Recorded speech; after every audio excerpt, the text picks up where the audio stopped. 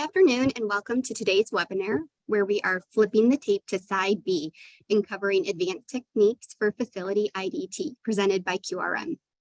QRM is an in-house rehab management company that works with skilled nursing facilities all across the country. We also provide MDS education and training, medical review, compliance assistance, and marketing services. Visit qrmhealth.com to discover more about QRM and its services. My name is Amy, and I will be your moderator for this session. Now, I'm pleased to introduce our two presenters who will be sharing their expertise with you today.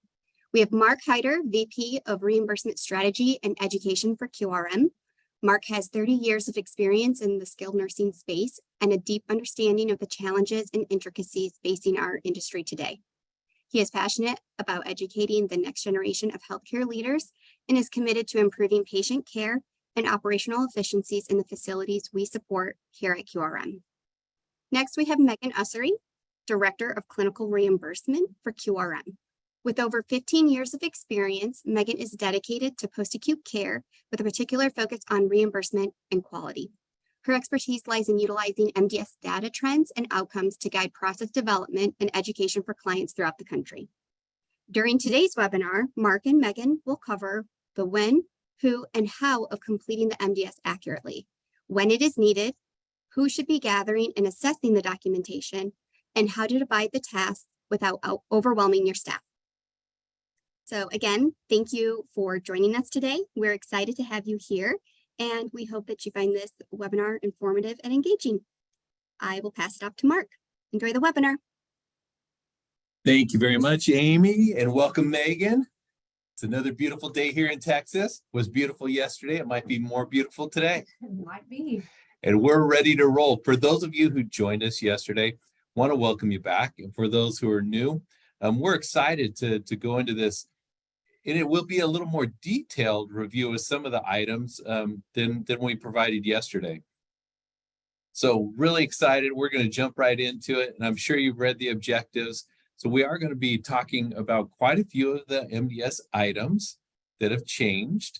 We're going to be talking about how to prepare. We're going to talk about who does what by when, which is one of my favorite items. And then we'll talk a little bit about education and training. So with that, I'm going to pass it right off to you, Megan. All right. So we are going to talk about section GG and the changes that we're seeing in the new MDS item set in the draft REI manual. And what we've got coming in October. So did section G disappear? We've talked about this a couple of times. Yes and no. If you are in a state that's going to use that OSA to calculate RUGs for Medicaid payment, section G is really not going away for you. You're still going to have those 4 late loss ADLs in the OSA item set. So you're still going to have to collect that documentation and kind of use that verbiage. But also many of those section G items were also moved over into section GG in order to capture the, all those function and mobility items that are needed, not only for patient care, but also for quality measure calculations. So we're going to take a little bit closer look into what moved over. So one of the things I think, a really important point is as you're listening to this part of it, if you're in one of those states who's going to continue having a RUG-based Medicaid system, start thinking, how do you continue to juggle the two systems?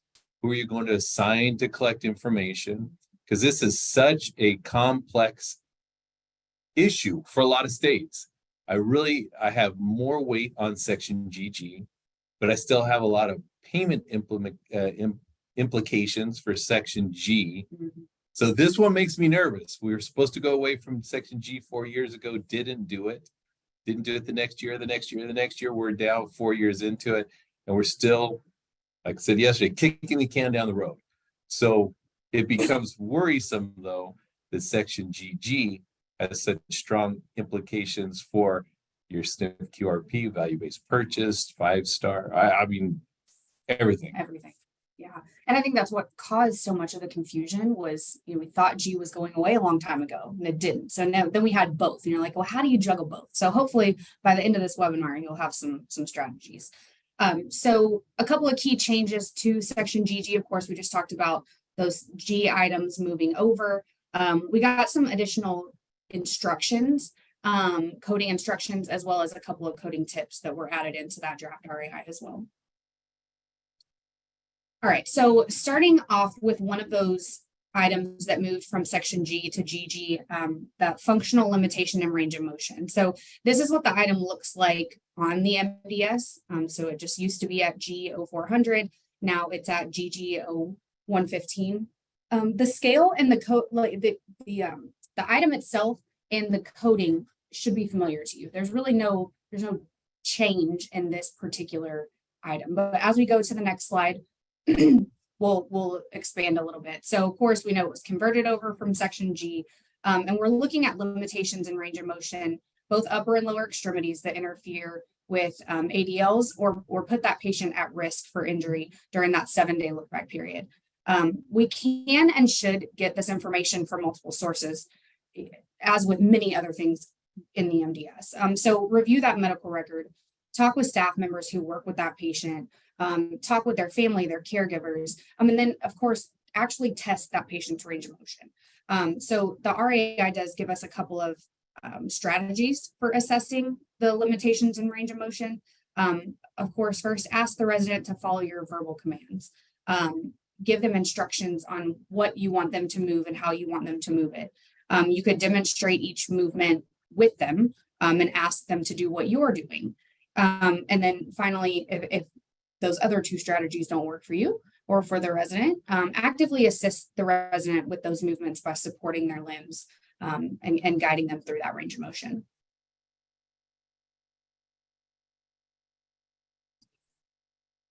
All right, so another item that moved over from section G to GG is the mobility devices. Again, another question, another MDS item that should be familiar to you. And we're going to go down to that next slide and expand on this one a little bit as well. So the look back period stays the same here. We're coding what mobility devices that resident used in the last 7 days. And this is a checkbox item, so you're able to code more than one. It's a check all that apply. So we would code each of the devices that were normally used for that resident during that look back period. Again, use multiple sources to get this information. The medical record, you can talk with the staff, observe the resident while they're moving around the facility, take in those multiple pieces of documentation as well as your observation to code this one. All right, so personal hygiene also moved over from section G to section GG. It's now under that self-care item set. It does not, there was another minor change to this item. So now it does not include oral hygiene. That is a standalone question that's in section GG under self-care. So for this one, we are simply looking at combing the hair, shaving, putting makeup on, washing the face, drying the face, also washing hands. All right. So another item that moved over to section GG is bathing. So another kind of nuance here. When October 1st rolls around and we get this new MDS item set and we're filling that out, bathing will be separate from transfers in and out of the tub or the shower. So you'll code the resident's ability to bathe themselves, including washing, rinsing, drying under and drying under the self-care section. And then you'll code separately their ability to transfer in and out of the tub or shower under that mobility section. All right, so with all that being said, the way we code section GG and our coding options have not changed. So all of that stays the same, which is nice because there are enough changes happening. The scale, the 6-point scale that we're going to use to code these items will remain the same. So it's, like I said, 6-point scale ranging from 0-1, which is dependent, up to 0-6, which is independent. So when we think about that scale, as the numbers on the scale decrease, the level of assistance that patient needs from the staff increases. And this is one of those confusing things when we had section G and it didn't go away when we thought it was going to, and we had section GG added in, that got a little bit confusing because it's an inverse scale. Right, so just to talk a little bit about what all of these scores are used for. So this table here shows how the function scores are calculated within the MDS. But why do we need this? First, get an accurate picture of the resident, right? We need to know what the resident's prior level of function was before that current illness or injury, so we can set goals and work towards those goals. We also need to know what their current abilities are, so we know what level of assistance they need in order to safely perform those self-care and mobility activities. Limitations in those abilities, of course, put them at risk. So pressure ulcers, falls, depression, contractures, all of those things, we need to be able to identify that risk early on so we can appropriately plan and care for that patient. The scores are also used to gauge improvement. So, Mark was talking about the reporting programs, QRP, VBP, all of that good stuff. We get those scores and are judged on, the patient's improvement across their stay based on coding in section GG. Of course, they also play a huge role in reimbursement, right? So the more dependent a resident is, the more time and staff it takes to take care of them. So when we code accurately and appropriately, the facility is reimbursed as such to account for those resources that are used. Like we talked about yesterday when we briefly mentioned this, section GG touches so many items. Even with PDPM payment, we have the nursing category, we have PT, we have OT, and then it flows over into our new functional outcome score. There are just so many implications. I can't say that. You can say implementation. I know, implementing. We're not implementing, we're implications. There are just so many. So I know we've got a lot more to talk about in section GG here, but I think this is a good time to say, who collects this information? Who is the best person to collect this information? You're talking about two different scales. One was section G, one was section GG. They're inverse scales, so they're absolutely opposite, in their in how we score them. Who's the right person? I pause there because it depends on your facility, right? It also depends on what kind of the resident that you're taking care of. Are they able to give you input? Are they able to self-report? Are you able to talk to the caregivers? Are you interviewing the staff? We need to know where and why we're gathering all of this information, but also keep in mind that we can get it from multiple sources. And I think that's what I think that's a big takeaway here, is that we don't just have to get it from therapy or just from nursing or just from, CNA documentation. We should be really getting a holistic picture of the patient by using all of those sources. Absolutely. And, in a practical way, if you're having your CNAs continue to collect section G information for your Medicaid funding, your Medicaid scoring, and you probably do need to find somebody else that's going to be specifically looking at section GG and collecting the information, and designating a section GG champion, if you want to call it that. And we're actually working with some pilot programs and some models using therapy in that capacity, because you need somebody who's able to collect a lot of information, review it, speak to the IDT, and make sure that we're getting all the correct information before we make a determination. But it's one of the things that this group listening today really has to be focused on. Who does that? When do they do that? How does that look in the medical record?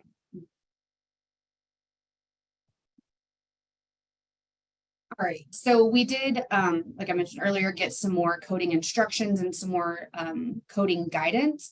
And we'll take a look on the next slide at a decision tree, but there was also a huge, I don't want to say this, there was a huge focus in this new draft REI manual about safety, especially when it comes to section GG. They put a big focus on safety. So it's important to keep in mind that when we're assessing the residents' performance on these GG items and their abilities, they should be allowed to perform those activities as independently as possible, as long as it's safe. We don't want them out there, we're not trying to get people to ambulate 150 feet if they're just not safe with it. And I love that. I love the focus on safety, and we'll talk about that throughout this presentation, because there's a big difference in quality of movement and quality of mobility. Just because the resident was able to get into and out of the bed and to and from the toilet without hurting themselves doesn't mean it was the right thing to do. Right? A lot of times they're in our centers because they need supervision, they need assistance to be safe. So I'm glad that CMS is really emphasizing the fact that there's a safety component that's part of that assessment. Mhm. It's not did they do it or not, it's did they do it safely, and what did they need to do that activity safely.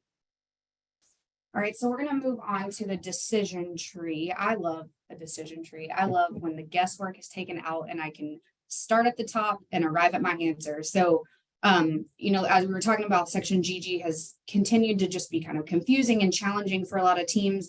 But I really think that if we use the resources that CMS has given us and we take the time to get familiar with them and keep them on hand and really understand how each item should be coded, I think it will just get so much easier. So start at the top, you work your way down till you arrive at the first yes, and that's your coding response. So I highly recommend, this is the same as the one that's in the RAI manual, this decision tree.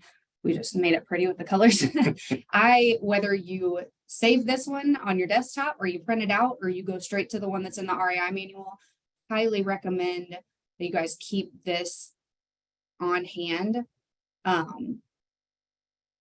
It will just help so much. I love decision trees, but this one is with a section of the MDS that has just been a challenge overall for a lot of folks. This will be a lifesaver. I think so too, and I think it's all about consistency. It's about using the same rules, following the same rules, using the definition as it's provided to make sure that we're accurate. And even though we talk about reimbursement, we talk about other things, really our number one goal with any of this is just accuracy. Is it right? Are we getting it right according to the rules, according to the regulations? So I like decisions trees as well. Let's talk a little bit more about collecting. I know I keep butting in and wanting to talk about collecting, who's going to collect, who's assessing, all that stuff. But there are some things we've got to really figure out. One is that usual performance. We've been talking about this for over 4 years because we rolled out PDPM almost exactly 4 years ago. So we've been talking about this usual performance. What does that mean? And of course, it always comes back. It's not the best. It's not the worst. It's what do they usually do? Well, in order to do that, we have to have more information rather than less. If we're collecting stuff once a shift through the first 3 days, that's not very much information. And for some of these items, we're doing it multiple times a shift, transferring 3, 4, 5 times sometimes in a shift. If we collect it once, how are you judging the best or the worst? 3 days is a very short period of time. 3 days ago was Monday. Yes. And this week has gone by super fast. So Yep. I agree that usual 3 days is just, you have to get as much as you can. Yep. You just have to. It's that more is better. It's more is better. So again, this is one of those thinking points. What are we going to do with this information? We have to collect more. If we don't have more, you're going to be taking your best guess. And quite frankly, best guess is not good enough. And it's usually not substantiated in the documentation. There's a deficit of information, and CMS and their auditors may not view it like you do if you're going off gut feeling or what you've observed but didn't necessarily write down. So who should collect? This has come up in several conversations. Who's supposed to collect this information?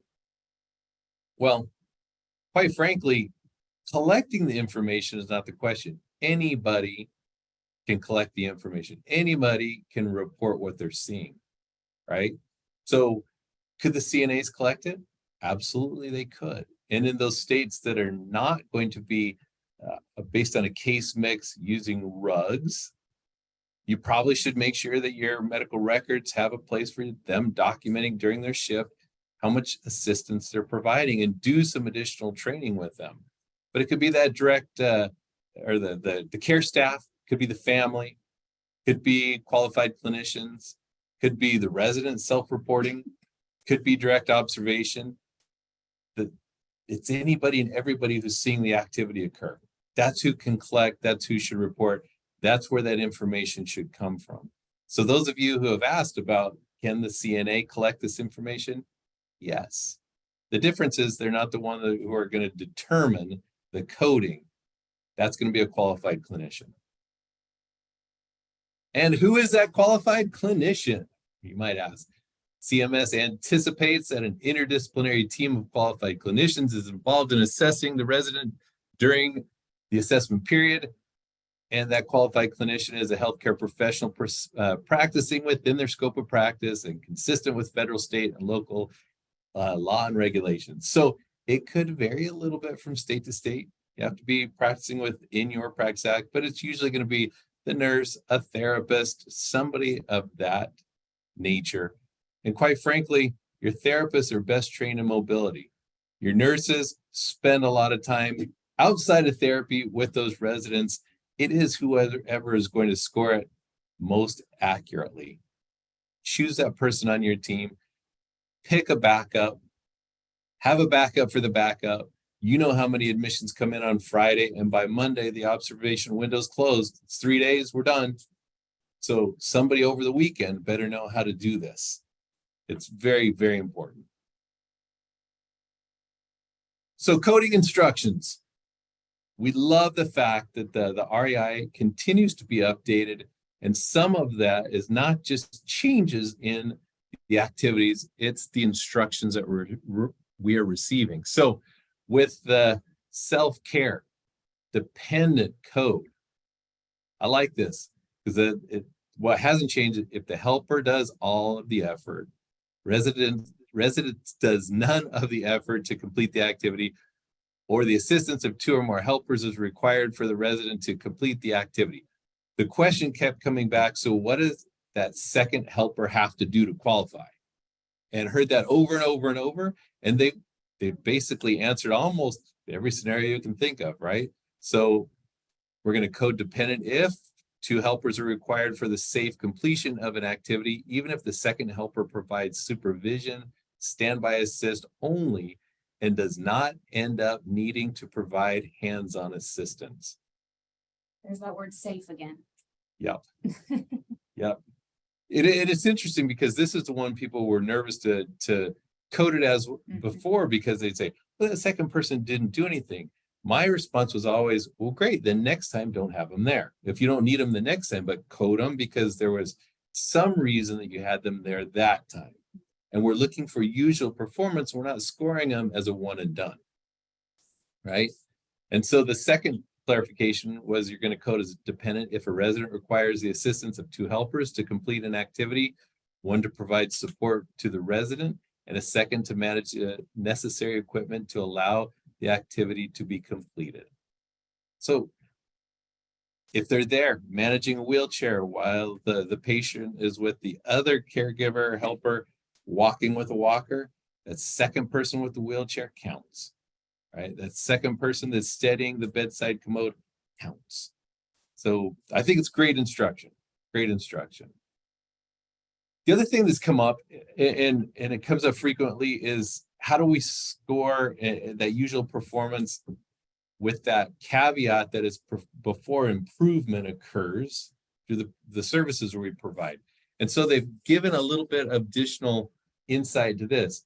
Prior to the benefit of service means prior to provision of any care by facility staff that would result in more independent coding. So it doesn't say therapy, doesn't say nursing, it's the staff. That's the care that we're providing. If they're improving because of that care, that meets that criteria, as far as I can tell. So one of the other things that comes up is people get up and do stuff in our facilities. Residents will move around the facility. They're not always cognitively intact. They're not always able to pass up BIMS, or don't have safety awareness, or other things that have happened, or conditions. So CMS has clarified that cognitive impairment, residents with cognitive impairments or limitations may need physical and or verbal assistance when completing an activity. Code based on the resident's need for assistance to perform the activity safely. For example, fall risk due to increased mobility activities. So it's safety, not did they get it done or not without injuring themselves, did they do it safely? This is just one of the many examples that the draft REI is full of red print and text showing you what changes were made. Please go read these examples. Please look at the coding tips. They really are quite good. Another coding tip, and some I want to add here before you get to the coding tip, in the title, rolling left and right. It doesn't say or right, rolling left and right. And I'll see people test going one way because they always get out of bed one way. It's left and right in every definition I've seen. So coding tip, if the resident does not sleep in a bed, clinicians should assess bed mobility activities using the alternative furniture on which the resident sleeps. For example, a recliner. Which is nice because so many people do sleep in things that are not beds, like a recliner. Here's the other thing to remember. It's really hard to roll in a recliner. That was my first thought when I read Really this the hard. first time. I was like, but how? That's difficult. They may not be rolling to get out to the side, but you have to test them in what they're lying in. So if they're lying in a recliner, they have to be able to roll to their side in a recliner, according to this definition. Sit to stand coding tips. The activity includes the resident coming to a standing position from any sitting surface. Okay, if a full body mechanical lift is used to assist in transferring a resident for a chair, bed to chair transfer, code GG170D, sit to stand with the appropriate activity not attempted. Using a Hoyer, they didn't attempt it. Okay. And then code 05, set up or clean up assistance if the only help a resident requires to complete the sit to stand activity is for a helper to retrieve an assistive device or adaptive equipment, such as walker or an ankle foot orthosis. So if they just went and got it, the resident then does the activity without assistance, without supervision. That's how we code it. Just set up. Then remember, the new discharge function score for SNFs is based on section GG information. It affects SNF QRP, value-based purchase. It affects. So super important. Your section GG items have to be accurate. And of course, we have the list of the items that are going to be assessed for that discharge function score. You've seen them before. You're going to see them again. You need to be very familiar with these. You need to have several people in the facility familiar with these. And again, they are very similar to those activities. In fact, it's almost the same list as your PDPM functional scores. So you need to know these. You need to be able to assess them properly. You need to make sure that as you train your staff, that you're observing them do it and do it accurately, to make sure so that you're assured that they can do them. Just giving a presentation like this and telling them what to do is not adequate for these type of changes. Okay, enough about GG. We never get enough GG. Come on. First, right? Come on. Go on to some of the other changes that are going to be happening with this new MDS item set. So we're going to start with section A. There's a couple of things changing here. We now have two separate items that are going to separate race and ethnicity. So starting with ethnicity, this item is a one-question multi-response format. It asks the resident to select the category or categories from the list that most closely correspond with their ethnicity. The respondent they are able to choose more than one response, and we need to document and code what they report. So this is one of those resident response items. So it needs to come from them if at all possible. So let me ask you the question. If you're doing your interview, you ask the resident about their ethnicity, and they report an ethnicity and you're looking at them and it does not appear to be accurate. You don't get a say. That's right. It's the resident's Code voice, what right? they It's the say. resident's voice. Yeah. So Code what it they- is what they they say it wrote. is. Absolutely. So if they are unable to respond though, and this is only if they are unable to, not if they decline or refuse to, this is only if they're unable to, we can then ask family member, significant other, guardian, legal rep, whatever. We can ask them, they can give us a response. If there are none of those people available, we can use the medical record. In that instance, you would code X, which indicates that the resident was unable to respond. Then you code whatever that ethnicity is. If they decline to respond, you code a Y, that they declined to respond, and you do not code anything else. So no guessing, no going to the medical record, no asking anybody else. They refuse. It is what it is. It's a Y, and we're moving on. Another good decision tree there. Mhm. The instructions for race are the same. There are more options for race in this new item set. So that is good, but really the instructions here are the same. So we have another decision tree that will show us, the coding options here. So it's the same. Unable to answer, you would code an X, then proceed on with the family, significant other, or guardian. If they're not available, then you can use that medical record to code their race. If they decline to respond and they refuse to answer you, it's a Y, and we're not allowed to really go to any other source. Why and we're done. Yep. All right, so a couple of things to think about here. We've been coding race and ethnicity on the MDS for a long time, but where were we getting that information? We're a post-acute care setting.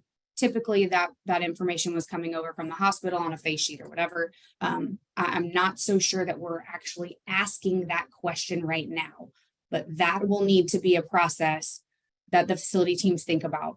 When are we asking? Making sure that we're asking the resident first. And if they're unable to respond, moving on to those other options, but also where are we going to document that? What is the current process? Who's doing it? Are we putting it in an admission packet? Mark's favorite acronym, WDWBW, who does what by when? We need to have backups too, right? So if it's the admissions coordinator, fantastic. Are they there nights and weekends? Then who's doing it? So we just need you need a good process in place for getting that information, making sure it's documented in the medical record. All right, so just expanding a little bit further on that. So potential strategy, there's a lot of new resident response items. They have to answer, they can decline to answer, but we have to ask them first. So a good idea is maybe a tool, a UDA, whatever, with all of those resident response questions in them, ask them all at one time. There's a lot of different interview things that have to happen. Ask them all at once. Get that information as close to admission as possible. Sometimes we're moving that ART and we're setting that ART a little bit earlier in the stay to capture certain things.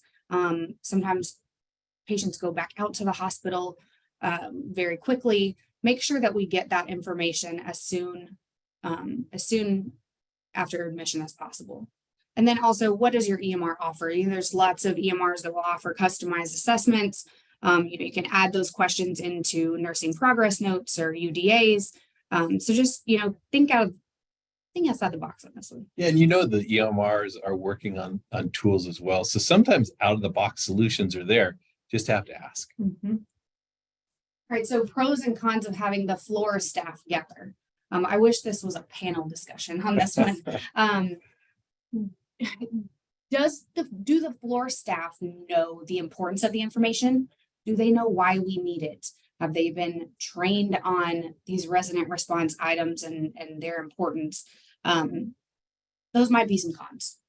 Pros, they're there around the clock, right? They already have information that they need to gather upon admission for these patients. If we're adding it into an admission assessment or something like that, that's a great way to have the floor staff gather it. So really, it kind of boils down to, your staff, right? You know who the best person for the job is here, and just making sure that we have a backup after that. Well, there's so many touch points in a nursing home. There are people that are doing the admissions paperwork with the resident and their family. Mhm. They're usually non-clinicians. There's an admissions nurse a lot of times doing the actual medical and health admission. Then you've got floor staff, and then you've got therapists, and then you have social workers. It really is about identifying that person who's going to do it correctly, take the time to do it right, and record the right information. And by when you provide. By when, yeah, absolutely, within the window. All right, so another new resident response item is specific to transportation, and this one's at A1250. So this item is going to address access to transportation for ongoing healthcare and medication needs. These things are essential, of course, to effective care management. And by understanding the residents' transportation needs, we're able to assess barriers and facilitate those connections with community services. So again, must ask the resident directly. Here's the difference though. If they refuse to answer, we cannot get this information from anywhere else. So we would document a refusal and we would move on, but we're not getting that from anywhere else. So the question reads, in the past 6 months to a year, has lack of transportation kept you from medical appointments or from getting your medications? So there's an interesting difference here. This is what it looks like on the MDS. There are actually 2 separate questions that we need to ask the patient. So again, if they're unable to respond, you code X and all the other responses, or all of the other responses that apply. If they refuse to answer, you move on to the next question. So here are the 2 questions. The time frame again is 6 months to a year. There are scripted questions written in those instructions. So we've got, in the past 6 months to a year, has lack of transportation kept you from medical appointments or from getting your medications? And then that second one is, in the past 6 months to a year, has lack of transportation kept you from non-medical meetings, appointments, work, or from getting things that you need? All right, so again, we'll discuss, the strategy here. So do we have one UDA with all that information on it? Do we have a who does what by when? What happens on weekends and at night? Who is going to be that backup? Who needs training on all of these things? Doesn't have to be the MDS coordinator. Just because it goes on the MDS doesn't mean it has to be MDS coordinator gathering all of this information. Because if we know one thing about the RAI, it is that it is intended to be an interdisciplinary tool. Yeah, and one of the things I like to remind people is it can be the MDS nurse. It does not have to be the MDS nurse. It depends on the volume of your building, depends on your staffing, depends on schedules, who's in the building. So there are lots of determinants, and I wish we could give you a black and white answer. This person should do this. But what you have to do is you have to assess your team and decide who's best suited to do it and who's their backup. All right, so for discharge status, this is another item that was updated in the in section A. So it's important to know that there are quality measure calculations that are going to use this information. So we definitely need to know all of the new options and expanded options and what their definitions are. So here's the item itself. Want you to pay attention to the parentheses for each of these coding options. Make sure that you understand the difference here. So we now have multiple hospital, inpatient, and hospice options. So it's important to know, number one, where are your residents discharging to? You need to know that first. And do you know what type of setting that is in order to code this correctly? So once you answer the discharge status question, you're going to move on to the reconciled med list question. And this is brand new in section A. So at the time of discharge to another provider, did your facility provide the resident's current reconciled medication list to the subsequent provider? So this is going to be asked if the discharge status at A2105 is answered with any option between 2 and 12. And so I think what you guys are seeing, that should say provider on this particular slide. So if you're answering that your patient is discharging to another setting, we're looking at if they're going to another nursing home, a SNF, they're going to the hospital, if they're going home, but they're going to have home health, we want to know, did you provide a reconciled med list? And then once you answer, hopefully you did, and if you answer yes, then they want to know what was the route? How did you get that reconciled med list to that provider? All right, and so then if you answer that your discharge status was either not listed or to the home and community, did you provide that reconciled med list to the resident? Yes or no? And then once again, how did you transfer that reconciled med list to the patient? Did you, my favorite option on here is a CD under other methods. Did you text it to them, email them, or provide them a CD? Most of these are probably going to be paper-based. I think most facilities kind of hand off that actual hard copy of the reconciled med list. Not burning very many CDs right now. No. All right. So how do we prove it? We've kind of joked around about this one a couple of times, but how do we prove that we provided this list to the patient or to the provider? My joke response was, we take a picture of them holding their med list. It doesn't get any better than that, right? But really it needs to be documented. You need to document what route you gave it to them in, who did you give it to? When did you give it to them? Was it the most current version? So really, I think this process is happening, but we just need to make sure that it gets into the medical record. All right, so a new item in section B, this one addresses health literacy. Again, this is a resident self-report item, so we can't use any other source to get this information if the resident's able to respond. It asks, how often do you need to have someone help you when you read instructions, pamphlets, or other written material from your doctor or pharmacy? And those response options are never, rarely, sometimes, often, or always. And then of course, there are also options for if the resident declines or is unable to respond. Cannot use any other source here, has to be the resident. Okay, let's talk about a big change. And this is one of those sleepers. We've written blogs about it. We've done a podcast on it. That'll be released pretty soon. This is one that concerns a lot of people, and those who are really looking down the road and saying, how is reimbursement affected by some of these changes, as well as how is care plan affected by some of these changes? The PHQ 2 to 9 kind of checks both those boxes. My big concern with this one is we're only going to ask 2 questions, and if they don't ask with enough severity, you don't ask the other 7 questions. What happens that information that should have been gained by asking those other 7 questions when it comes to care planning for your residents? So if you're looking at the screen and you're thinking, okay, how do we code this? Well, we've got our boxes that we're checking.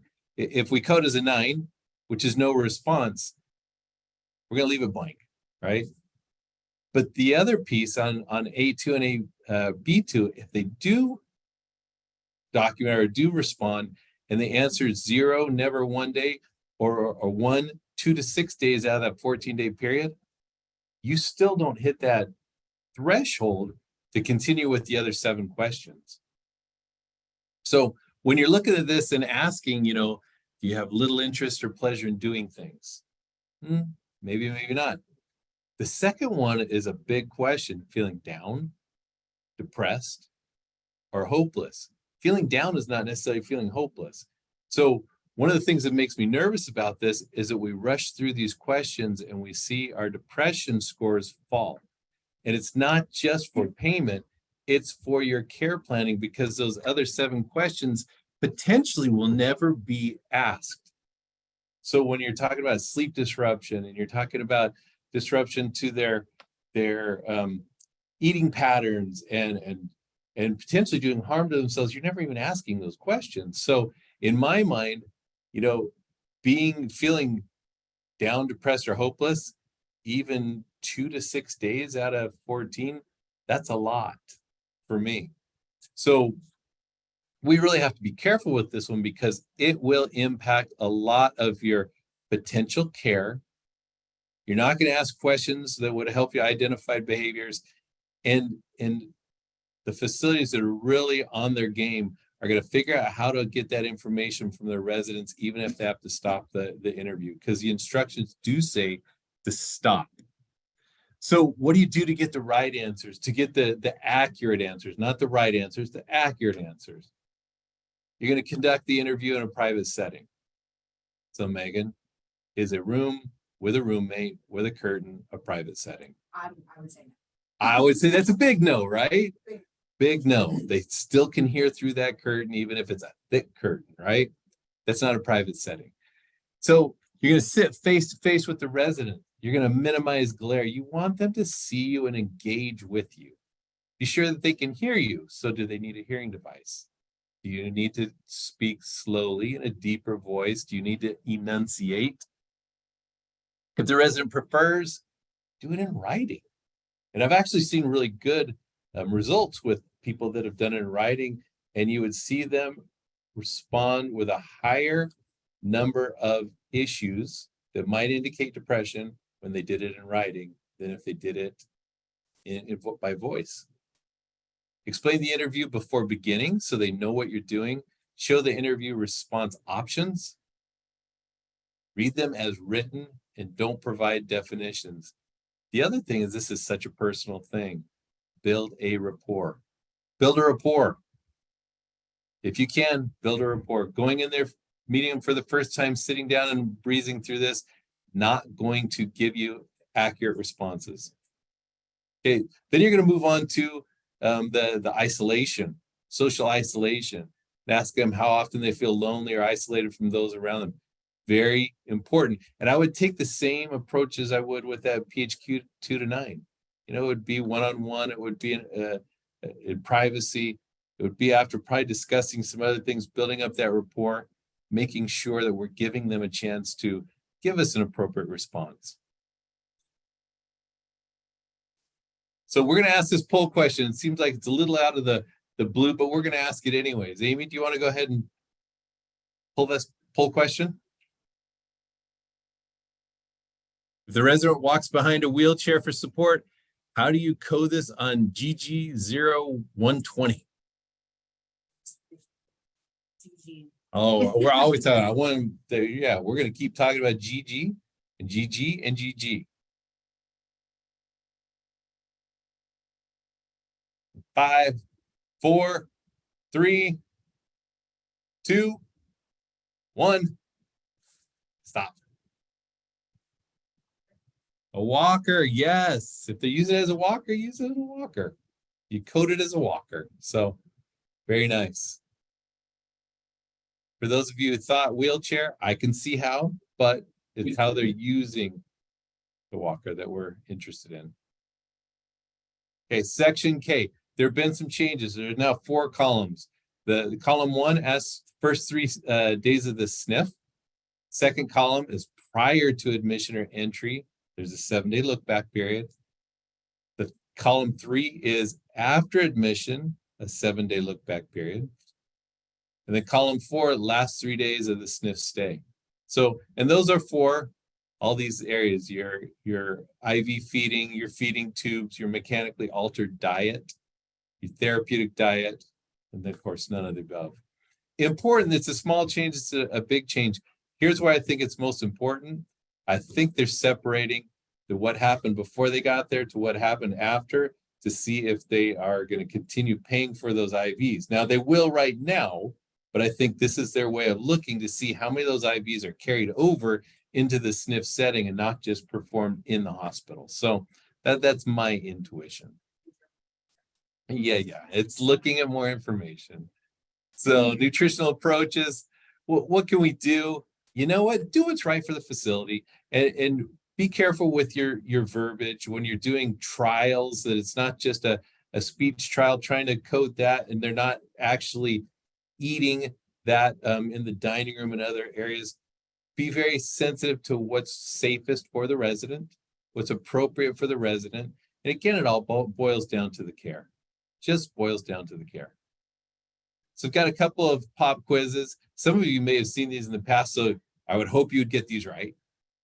So when we're coding IV fluids or not, resident J is receiving an antibiotic of 100 cc's of normal saline via IV.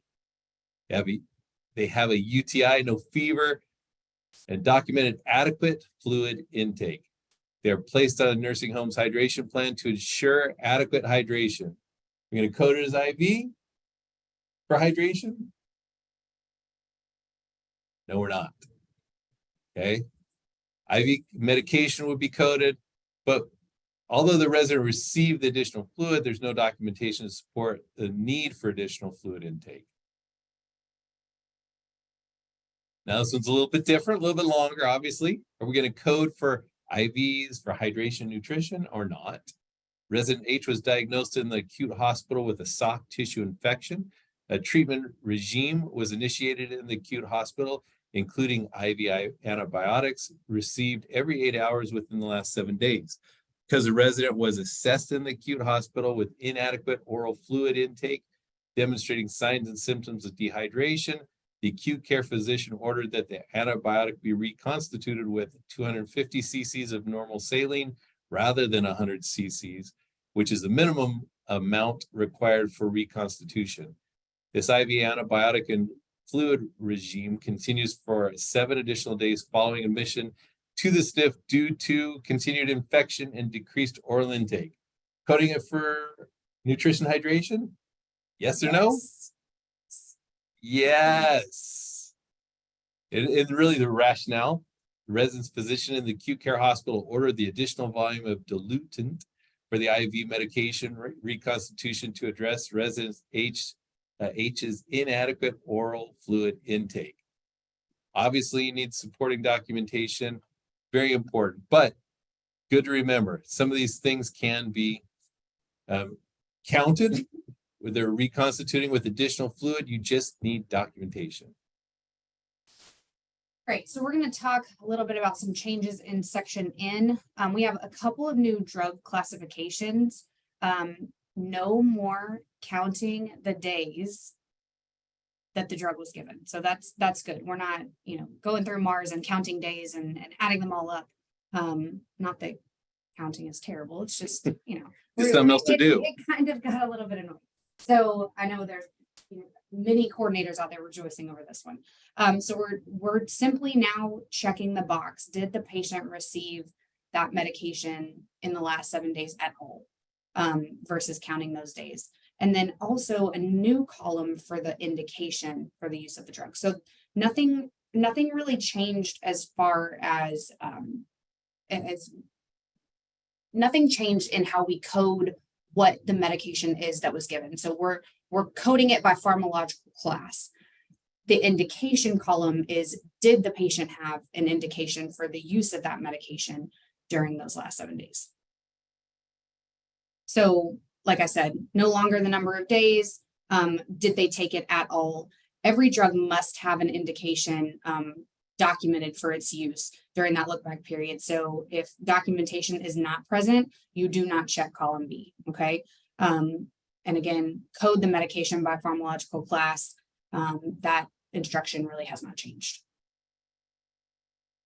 All right, so some changes in section O. We have new columns again, kind of mimics what we saw in section K. Instead of while a resident and while not a resident, which is what we currently have, we now on October 1st will have on admission, while a resident, and at discharge. So the assessment period for on admission is those first 3 days of the SNF stay. And that's going to start with that date that's at A2400B. The look back for the middle column is the last 14 days and while a resident of your facility. And then at discharge is those last 3 days of the SNF PPS stay, ending with the date at A2400C. And then we also, as you can see on this particular slide, we have expanded options for some of these treatments. So before we just had chemotherapy, now we're going to indicate what type. Was it IV? Was it oral? Was it something else? And then a couple of more expansions on some of these treatments. So oxygen is now going to be indicated as continuous, intermittent, or high concentration. Suctioning has 2 options for scheduled or as needed. The non-invasive mechanical ventilator is broken up into BiPAP and CPAP. And then we also have more options for IV medications. So are they vasoactive? Were they antibiotics? Did we give anticoagulants via IV? Dialysis is broken into those 2 subcategories, hemodialysis or peritoneal. And then we also have a new item for IV access. So whether or not they got anything through that IV, did they have an access that we were needing to monitor? Was it peripheral, midline, or central? And then one other thing that we're not going to have to count anymore, physician examinations and physician's orders. So those 2 items will no longer be on the MDS as of October 1st. Nice. Lots going on. Lots and lots. We understand we've thrown a lot at you, and you've heard this a couple of times, whether you heard it from us or from other people. There's a lot of good information out there. We're doing this on purpose to make sure you understand the changes. Now that you understand them, so what now? We've talked about this a lot. Who does what by when? You're going to have to sit down in your facility and take account of the processes that you have. I always think, kind of focus on the basics. Look at your morning meeting. Are you getting the information you need from that morning meeting? Whether you call it a PDPM meeting or utilization review, or I don't care what you call it. Are you getting the information that you need? Are your QAPI meetings inclusive of the new measures? What you need to be responsible for, whether it's your quality measures. Do you understand which quality measures go into which program? Are you monitoring them closely? Who's assigned to monitor them, and what is the scope of their assignment? Another thing that kind of falls off the table from time to time is rounding. Are we rounding in our facilities and looking at our residents to make sure the environment's safe, that they're well cared for, that we know what's happening, that the type of care that's being provided out on the floors? And my thought is, and having a lot of experience in this, sometimes yes, sometimes no. But how often are we going out and making sure that what we think is happening so that the care is sound, and that care is then being translated into really good documentation, which goes into our coding. One of the other things is triple check. That's not a one and done at the end of the month.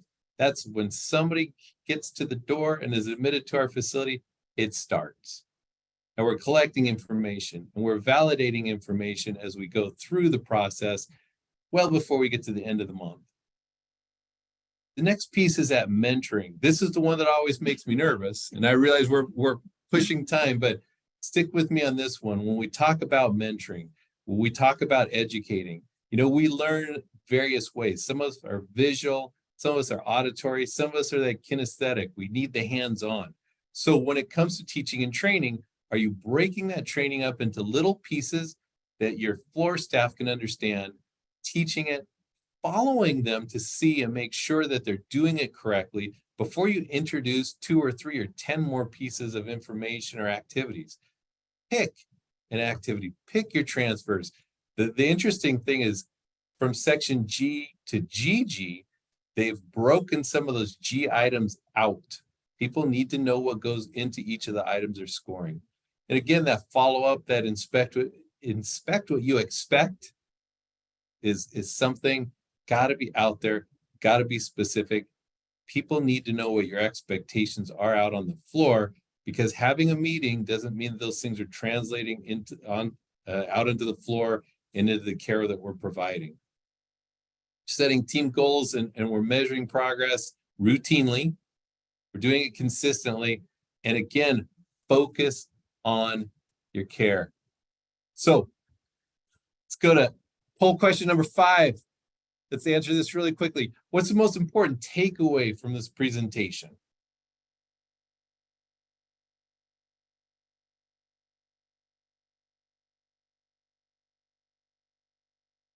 Got 3 people that are ready to roll.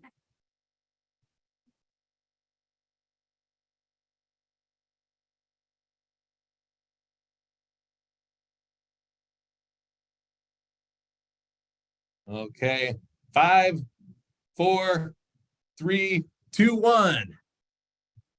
You know, pretty equal. Other than I need more training. So I'm glad you guys are feeling confident. I'm glad that things are working. I do respect those people who say, I need to figure out how to collect all this information. That is the rub. And one of the issues is people use different EMRs. And even those people who use the same EMR often roll it out differently, have different collection forms. What you need to do is look at the forms that you have. Look what you can take off of your team's plate. What can you get rid of as you replace and you make more custom UDAs or custom reports? Make sure you're looking at both sides. The other piece for those that wish all your supervisors understood this stuff, we have a webinar August 22nd next week. This is the time to get them signed up because we'll be talking about these things. We'll be talking about it from a leader's perspective. We want you to have the information, the support that you need. So really quickly, we're just going to go through these last few slides and we're going to let you go. Just want to remind you, QRM, if I get these to, yes, there we are.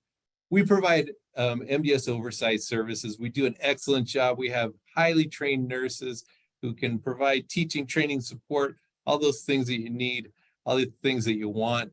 We also do a great job with in-house rehab management, contractor and claim audits. We have an awesome marketing department that works on branding and web pages and all kinds of cool stuff.